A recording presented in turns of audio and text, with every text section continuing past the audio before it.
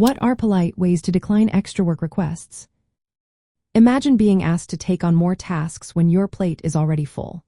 It can feel tricky to say no without hurting feelings or seeming uncooperative. But knowing how to decline politely is key to maintaining good relationships and setting healthy boundaries. First, always evaluate your current workload before responding.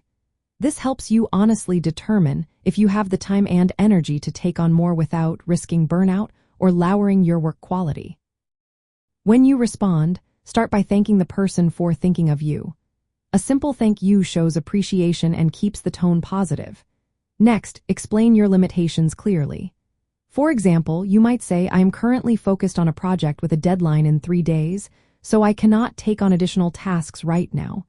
Be honest but respectful about why you cannot accept the request.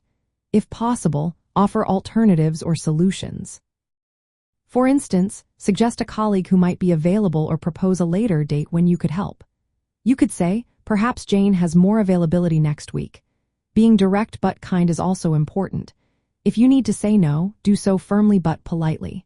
For example, I appreciate the offer, but I need to focus on my current responsibilities.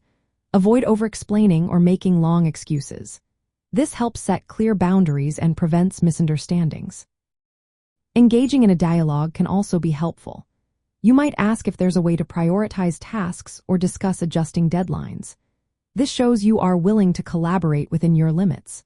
Use simple, honest language to communicate your situation.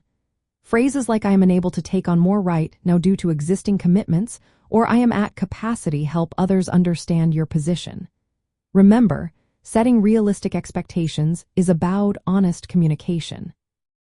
It's okay to say no when needed. For example, you could say, thank you for considering me, but I cannot take on additional work at this time. Or, I appreciate the opportunity, but my schedule is full. Maybe someone else can assist. Or, I am unable to commit to this because of current deadlines. You can suggest discussing adjusting priorities or timelines. Applying these strategies helps you protect your well-being and keeps workplace relationships positive. It also encourages a culture where boundaries are respected. Saying no politely and clearly is a skill that benefits both your mental health and your professional reputation.